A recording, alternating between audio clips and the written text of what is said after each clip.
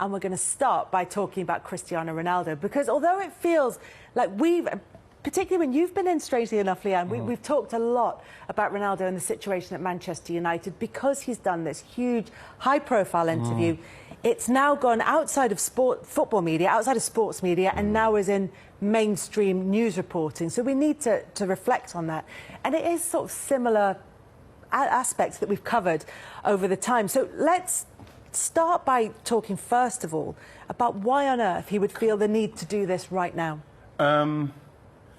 Probably to help like engineer him getting out, maybe, I don't know, because it doesn't seem to make any sense for him to be talking like he's speaking. I think that a lot of the stuff that he's said, when you consider the stature of the player and the club and what he's said, one of the things that stuck out to me more than anything is nothing's changed in the whole of the place in 17 years now. You have to only look at, obviously, the owners and Glazers and the fact that the Man United fans have been continually protesting their reign. Is that something that I would look at and think, wow, that's really damning? But I think for him to come out and speak like he has and say what he said, especially the disrespect towards the manager, which I found very difficult, you know, especially when he walked off the pit, refused to play and then walked off. I thought that was disrespectful. And I think the manager giving him the armband not long after that, maybe the game after, whatever it was, shows that he's got a certain amount of respect for him. But it just, for me, it smacks of somebody that wants to do this final thing, what everybody says, OK, let's go. Let's negotiate and get you out. We'll come back to all the individual points and talk about them in a bit more detail. But just broadly, Leanne, the fact that he's done this interview at this stage, just as we're heading into the World Cup, does that suggest a parting of the ways in January? Yeah, and I think it's a situation that should have been handled, you know, in the off-season, because it's out of control now to a certain degree. And you know I'm the biggest Cristiano Ronaldo fan, but at times this season, you know, I'll defend him all the time, but I can't anymore to a certain degree, because I played for managers I didn't particularly want to play for, I felt disrespected by, but I would never not come on the pitch. When you start walking down the tunnel and making it about yourself, you leave the manager with no choice but to drop you against Chelsea in the way that Tenhag did. I think Cristiano Ronaldo doing this interview, the timing of it makes absolutely no sense. I think he's a bit out of touch with reality, if I'm being honest, because his legacy, I think, is being tarnished. Because, you know, I don't foresee there being a statue. I don't foresee all those things.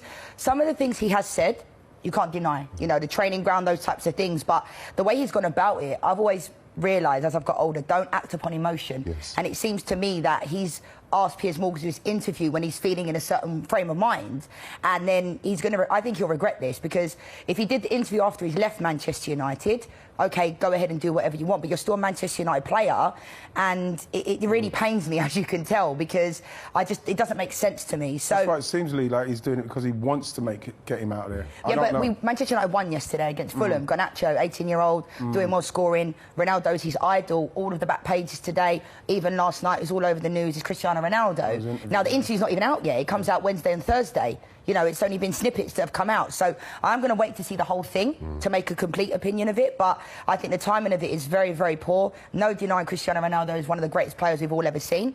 It can, you know, different opinions can say whatever they want, but that's just the way I feel. But I'm really disappointed in this situation. And I feel like it shouldn't be a situation where no one could speak out about him, because it seems like if anyone says anything bad about him, he ignores them.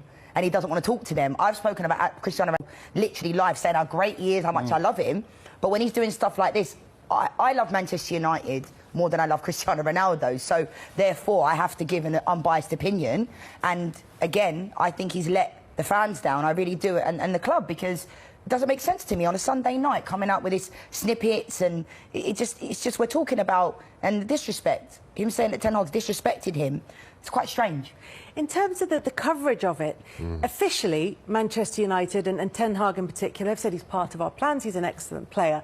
Cristiano Ronaldo has been actually quite strong on his social media in refuting any allegations that he was trying to engineer a move away. He's talked about all No one says they're going to move away when they're trying to do it. But he's actually gone out of his way to say reports that I'm asking about this are false, or certainly to imply that with quite cryptic messages.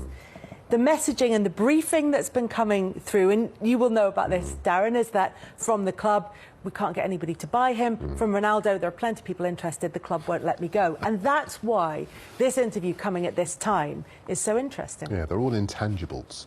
And when in football there are lots of things that happen that it's impossible to prove. Because sometimes when these conversations, you guys both worked in the game, and you both know that there'll be people who will be operating on your behalf who have that plausible deniability. So it's easy for you then to be able to come out and say, it wasn't me. I didn't say that. He didn't approach them on my behalf. I think as far as Ronaldo is concerned, everyone is well versed enough in football to be able to understand how it works now. So I don't think that anyone's in any doubt that there had been approaches made to other clubs, and you only have to look at the many clubs around Europe who said thanks but no thanks to know that there had been conversations ongoing. Where does it leave him? I think he's done at the club. There is no chance he would come back. We've already seen from Tenhag's demeanour that he will not have somebody who's going to be fair, no manager would have a player back in the squad who's disrespected him in that manner. My understanding is that at United, Ronaldo, when he wants to do interviews, does them. He doesn't wait for anybody to say you can or you can't. He just does them. And I think listen, somebody who works for a national newspaper and in a decision-making process, the interview is superbly executed, and what they've done is they've leaked a little bit, as you've been saying, a little bit of snippets now, and then the whole thing later on in the week. So, and it's designed to keep you engaged. Yeah. So you want to be talking about it. They love that we are talking about it, but we have to be talking about it because this is one of the biggest clubs in the world, and this is one of the biggest players in the world. But there are three things that Leanne said a second ago. The first is that he talks about disrespect, and he actually cited Sir Alex Ferguson. And the irony of that is Sir Alex Ferguson would have ripped up his contract before he'd finished his breakfast on the basis of that interview, because of the disrespect that he'd shown to the club, to the manager, to Garnacho, who should have had his day today, and all the headlines being about him, and to the that team. Because we know that Sir Alex Ferguson vetoed an interview that is still not been aired on Manchester United's own television channel. Absolutely. That he wasn't happy about. With Roy Keane, you know, we know that he sold Jaap Stam after Jaap Stam spoke about the internal workings of the club in his book. And I look at this particular situation and I see a player, in my view, who is looking at a team moving on behind him and can't accept it. Garnacho is a future. Anthony is a future. The green shoots of recovery and the team's winning form, 14 wins from their last 21 matches. That's the future. A team working as a team rather than relying on one man. And the other supreme irony about all of this is that other clubs will look at his conduct and his anger and his reactions to not being a first-team starter and say, thank goodness that's not in our dressing room. And he's no closer to finding another big European club on the basis of that, because no club would want that in their dressing room. As a fan of Cristiano Ronaldo, like I am, right, I feel like he's made all those people that have said he makes it always about him, that I've had to, you know, shut down for years and years and years when he's taken the fourth penalty because he wants to score the winner. He celebrates his goal. I've been like, no, it's not there. But he's validated all those people now because he's made it about him.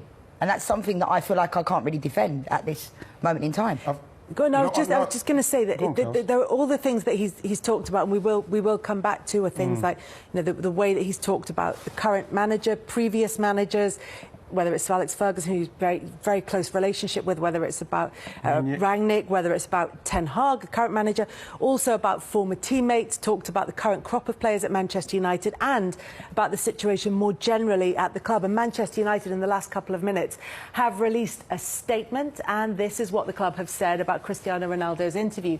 It said they note the media coverage. The club will consider its response after the full facts have been established. They're doing what you're doing, Leanne. Our focus remains on preparing for the second half of the season, continuing the momentum, belief and togetherness being built amongst the players, managers, staff and fans. Obviously, this is unhelpful to Erik Tenhag and to the players who are there. It's disrespectful, as you say, Darren, to his current teammates and to Garnacho, who could have had a brilliant moment where he was splashed all over the back pages with that late winner for Manchester United against Fulham. But of the comments that we've heard from the interview, the one that has garnered most sympathy, particularly from Manchester United, the ones about how the club has progressed since Sir Alex Ferguson and David Gill. It must be said, he doesn't talk about him, but it happened at the same time, left the club, about how the gym, the facilities, everything that he has access to, the food in the canteen. There was very very keen to be complimentary towards the chef as a person. He said, you know, all of that has stayed the same. I've moved on in that time, he said, when I was 20, but the club hasn't. And that, of everything, feels like the most legitimate complaint, or certainly the one that's most widely felt. I think that I think it's quite a damning statement from him, because not only does that, for me, like talking about world-class players who are thinking of coming to a place like Manchester United, then you're going to think, what, they haven't even changed the facilities in 17 years, and I'm going to go, can you imagine? That means Casemiro must be thinking the same. Ronaldo's, obviously, this is something that's probably been annoying him from the time he got there, about the fact that the facilities are what they are. But again, I have to go back to, you know, that's the owners, you know, and that for, you couldn't see anyone else. No. When's the last time you saw a player of that stature come out and have a dig at the club of that stature? To the owners. You don't former see it. players have, you know, talking about the stadium. Yeah. Can I ask you, but like that, if he were coming back, would it not have been the case that they would have taken him? Because obviously we saw that summer. Look. Yeah, taking him to have a look around the training ground. This is where we are now. Would he not have had the chance to see any of that? Well, he's also got his own everything. He said it was an emotional decision, didn't he? He said he just loves the club. And the thing is, you'd have holiday thought, romance. Yeah, but everybody's known for many years that Man United have done, the Glazers have done nothing to fix the stadium, build a stadium up, and I think that again, not only for players who are thinking of going there, but for the fans to continue to protest these people. Manchester United not putting a lick of paint on properly for 17 years, changing that place. Ever likely it's like it is. Ever likely it's like that how it is. And Ronaldo's obviously doing that interview for himself, right? Ronaldo's operating outside the club. You know what I mean? It's like you said there, Kels, he doesn't ask anybody when he does an interview. He does an interview when he wants. He's operating outside the club, so he doesn't really care deep down. The problem for me is that Man United need to find a way to get this squashed so as they can move on.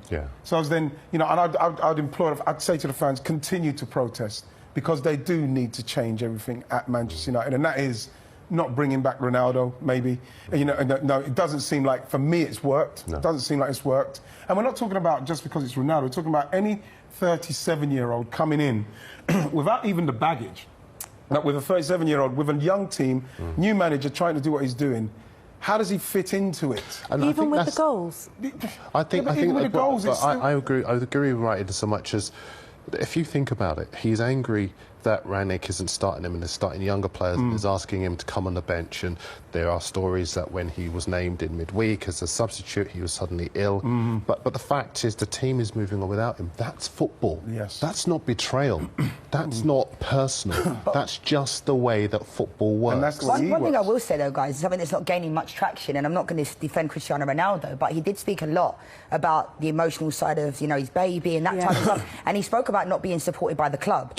Now, when you're in that frame of mind, people talk about money too much with footballers. Oh, they're on this much money. We are all from the same place. We're all human. And I feel like sometimes footballers are held on a different standard. So I'm not making excuses for him, but I'm saying, you know, there's an aspect of, he has been through quite a traumatic time, and he actually spoke about the Liverpool fans, how much they, you know, what they did for him, and that has to be taken from it as well. So for me, you know, like I said, it doesn't make sense, this interview. I don't think to anybody. It doesn't make any sense to anybody. And what you say is right, and we should hold that to account. He's been through a hugely traumatic past, losing one of the twin babies that he had with his partner, and we shouldn't forget that there is a human being at the centre of all of this. Some of the issues that he's raised in this interview are issues that predate that, as you say, go back to his time of joining Manchester United, talking about the previous manager, Ralph Rangnick, saying he didn't understand why they brought him in. And then critical of Erik Tenhag in particular, but also talking about former teammates. Wayne Rooney was the player who came in for criticism from Cristiano Ronaldo. And we've seen that when he meets former teammates on the touchline, those that are deemed to be supportive get a hug, those that are deemed to be unsupportive are completely ignored. And I find that maybe that's because I've not been a player. I was going to say, you're probably better placed to answer, because your job as a former player, as a legend, is to speak about other players. He just said legend. Oh, here we go. They're already top of the league. Don't bring your false modesty in here. Sorry, no, please let Darren speak, please. Go on, sorry, Dee. But your job is to speak about other footballers. Yes. And sometimes to be critical. Yeah. It's never personal. We've spoken privately about this. Absolutely. It's just that you are speaking about the kind of thing that everybody else is seeing. And so it must be hard if a player is basically going to act in a manner that suggests if you are anything other than gushing with praise for them, you are criticising them. The thing about it is as well, Darren, is like I was quite uncomfortable watching what he done to Jamie Carragher, because when I watched Jamie Carragher's kind of like summing up of the whole situation, it's not a million miles off of where we are now, in saying about how old he is and what he's going to bring and what's going to happen with the youngsters and how is he going to respect them. All the stuff that Jamie said has kind of come to be. And so you think to yourself, as a pundit, that's all you're trying to do. You know what I mean? I've got no problem with walking into any lounge, or if the lads are around and, you know, I can see any of them say, no, I'm never personal. It will never be personal. You just try and give the facts. And that's something that all pundits try and do. No one's blatantly going out to dig you out just because. I always analyse people the way I'd be okay being analysed myself. And it should never be criticism, But the Jamie Carragher one, I think everyone made a joke of it because he's obviously former Liverpool. Yeah. But then when it was Gary Neville, it almost became no longer funny because he's Man United and it becomes he's always been he was very... a former teammate, whereas Carragher was an opponent. Yeah, but the thing with him as well, with Gary Neville, this is why I thought it's petty, right? Is Gary Neville's always stuck by him. And one time, Gary Neville may have said something about the way he's acting and the way he's behaved, which was terrible, walking off. He blanks him? It's really... What's going to happen to me at the World Cup then if I see it? That's it, you're gone now. This is it. It's complete. I do remember Gary Neville standing beside him when he was an 18-year-old. He'd done really well, and I think he won the Man of the Match award. And Gary stood beside him, interpreting for him, basically, and speaking up for him because he wanted to protect him and the culture around United at the time. Yeah. So Alex Ferguson used to protect Ryan Giggs. This was him protecting Ronaldo. And, you know, you could see that there was that solidarity for him and that will to protect him, and that has been the case ever since then.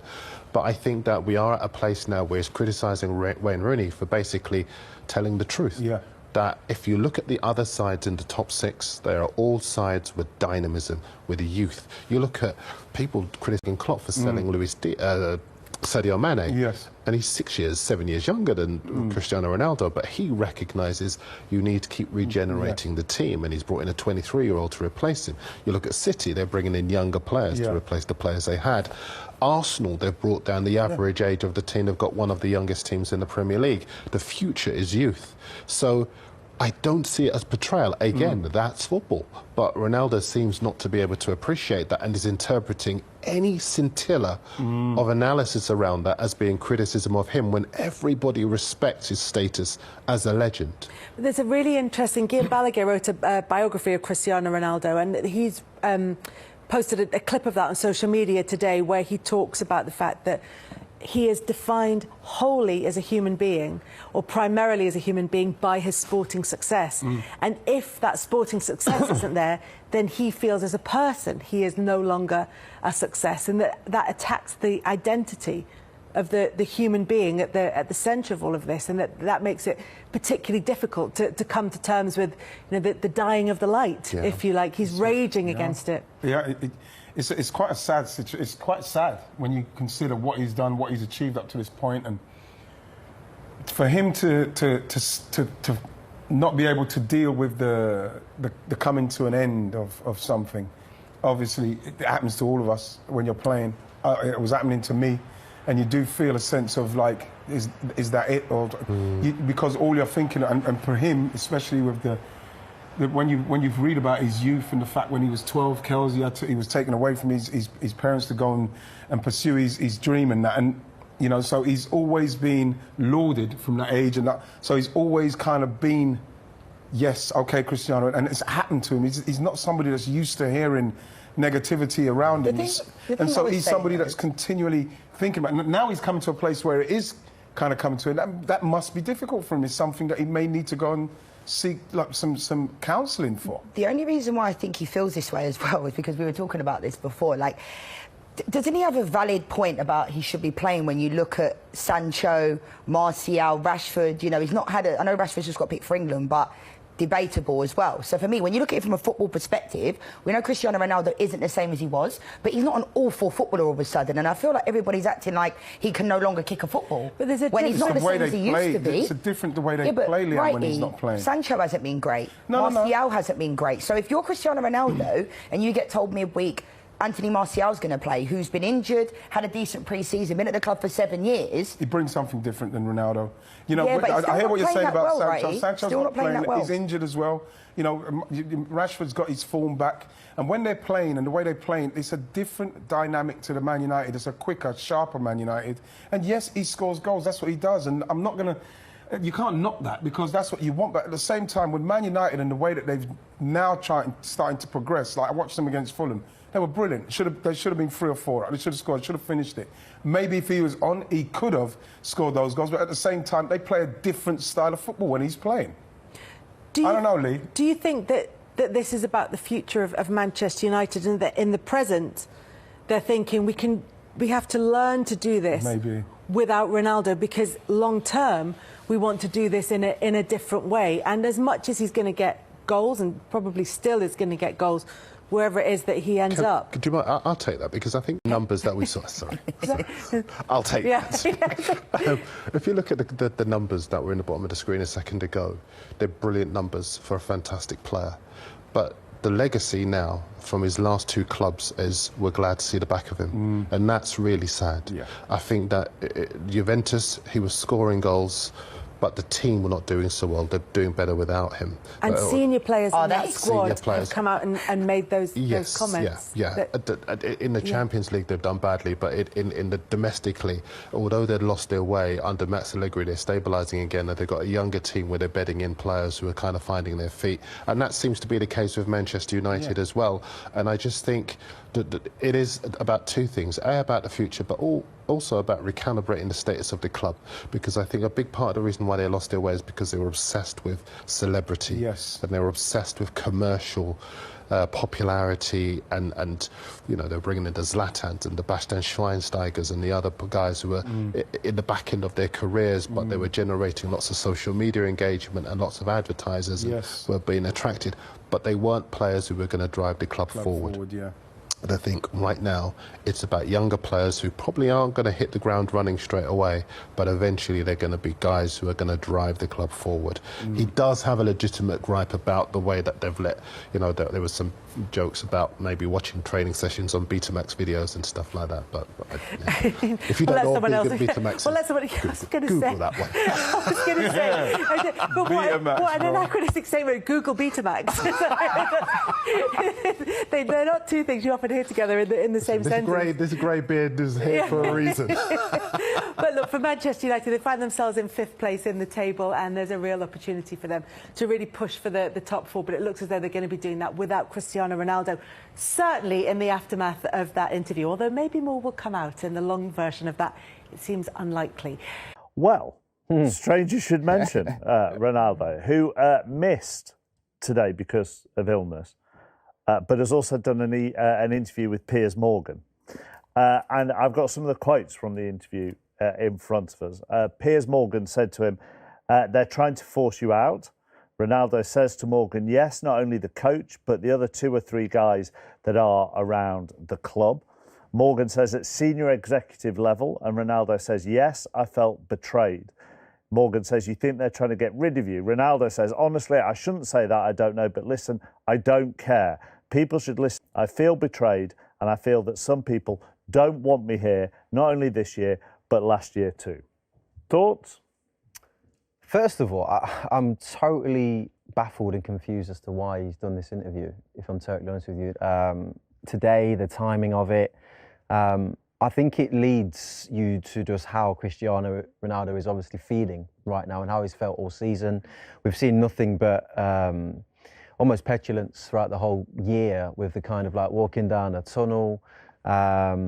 Today, supposedly, Well, he said he was ill on the sheet anyway. I don't know what's actually been reported, but now he's doing interviews with Piers Morgan.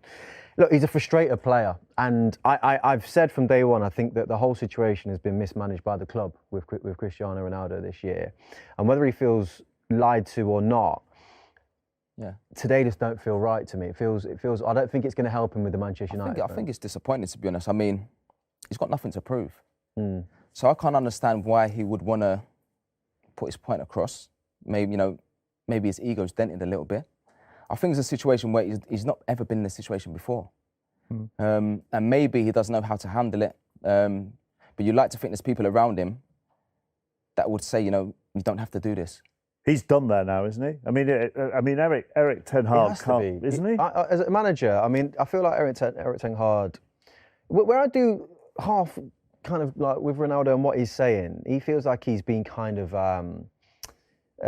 like used a little bit in a way. He's like the black sheep. He's the kind of, the one to kind of like throw the stick at. I do at times feel like with Ten Hag, it enables him to elevate his position at the football club when he treats Cristiano in a certain way. It enables to kind of get the dressing room to fall in line. But at the same time, Ronaldo does have to behave in line with how the rest of the team does. But I do think if I was a manager, it makes sense for Ten Hag to. I mean, he can't play him now. But Jay, he can't be involved in the team now. I think he scored 20+ goals last season. Yeah, he did. Yeah. So Ronaldo's probably thinking, well, actually, I was your top goal scorer last season, and he's thinking, I would do the same. So it is a funny situation, but really disappointing seeing that, to be honest. Very odd day to do it as well when Garnacho gets the winner. Yeah. So if you ask Man United fans now, who would you be more worried about losing? Oh no! Look, they are going to be looking forward to the future. They want Garnacho. They're never going to forget what Ronaldo's done for them. But at the same time, this young lad looks really exciting.